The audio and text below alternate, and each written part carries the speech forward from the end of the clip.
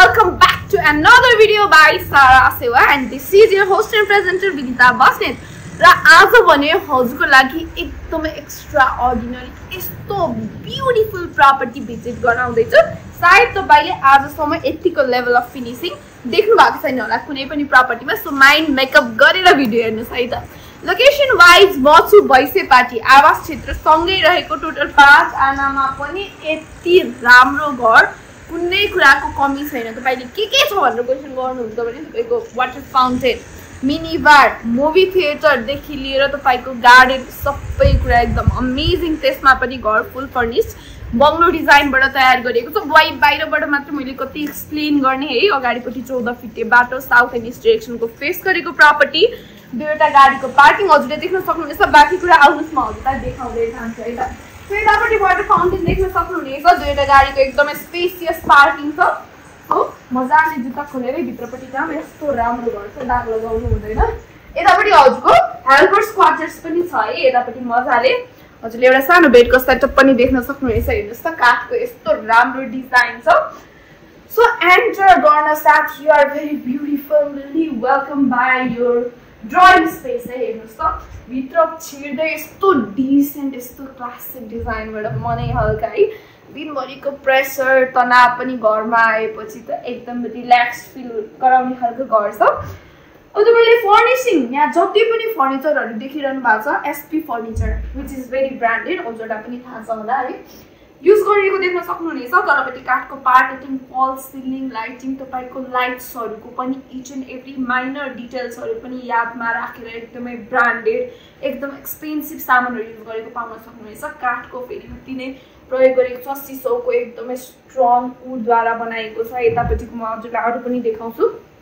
यता हेर्नुहोस् त यो स्टोनको यस्तो राम्रो काम गरेको छ, वालमा पनि देख्न सक्नुहुनेछ। यतापट्टि लाइट्स हेर्नुहोस्, स्यान्डलियर लाइट्स यस्तो अमेजिङ डिजाइन। यतापट्टि हजुरको एउटा कमन बाथरुम स्पेस रहेको छ, देख्न सक्नुहुनेछ।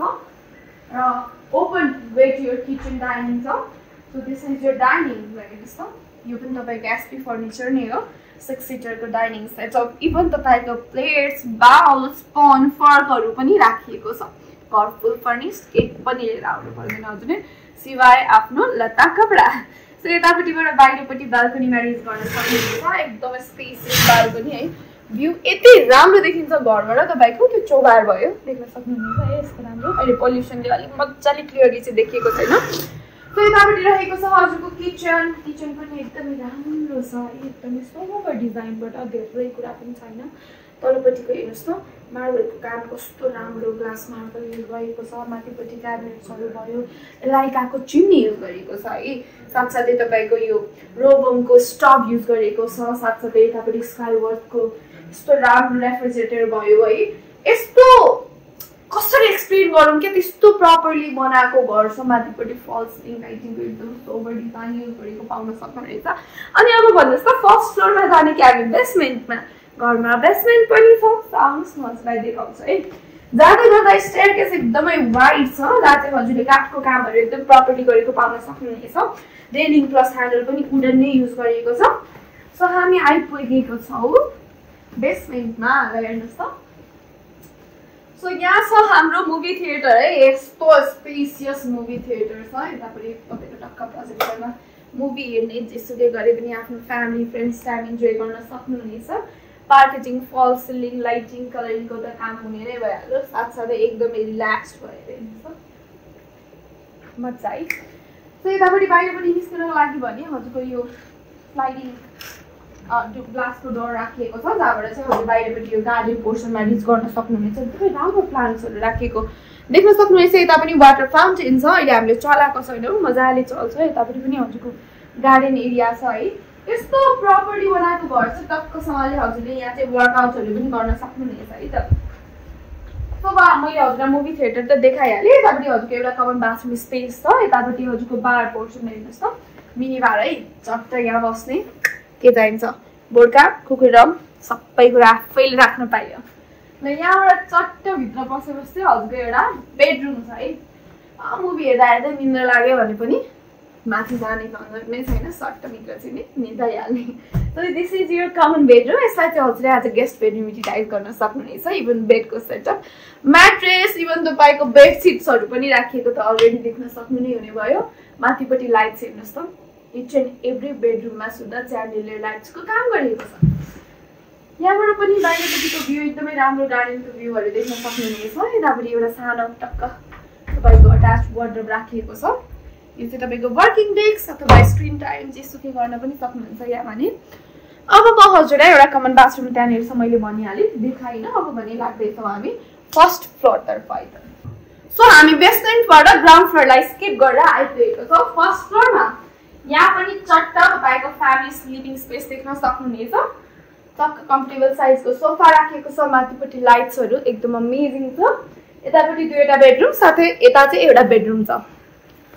So this is one of your bedroom एकदमै स्पेसियस बेडरुम छ मास्टर बेडरुम भयो बेड सेटअप म्याट्रेस बेडसिटदेखि लिएर च्यान्डेलियर लाइट सबै कुरा एकदम अमेजिङ छ यो तपाईँको वर्किङ डेस्क भयो यहाँबाट बाहिरपट्टि बाल्कनीमा युज गर्न सक्नुहुनेछ एकदमै स्पेसियस बाल्कनी भ्यू हेर्नको लागि पनि पर्फेक्ट हुन्छ यहाँबाट अगाडिपट्टि भने तपाईँको थोरै ड्रेसिङको सेटअपहरू देख्न सक्नुहुनेछ भने यतापट्टि हजुरको अट्याच बाथरुम यहाँ चाहिँ हजुरको वेट एरिया र ड्राई एरिया छुट्याएको छ त्यति मात्रै कहाँ हो र यहाँबाट बाहिरपट्टि चट्ट हजुर निस्कन पनि मिल्छ है यो स्पेसमा यो चाहिँ तपाईँको स्मोकिङ जोन है बाहिरपट्टिको चट्ट भ्यू हेर्दै यहाँबाट बाहिरपट्टि स्मोक गर्न सक्नुहुनेछ so this is one of your bedroom master bedroom मैले हजुरलाई देखाएँ अब पनि म हजुरलाई अर्को बेडरुम देखाउनतर्फ लाग्दैछु आउनुहोस् यता र यताबाट दुईवटा बेडरुम छ सुनमा यो बेडरुम हेरौँ एकदमै स्पेसियस छ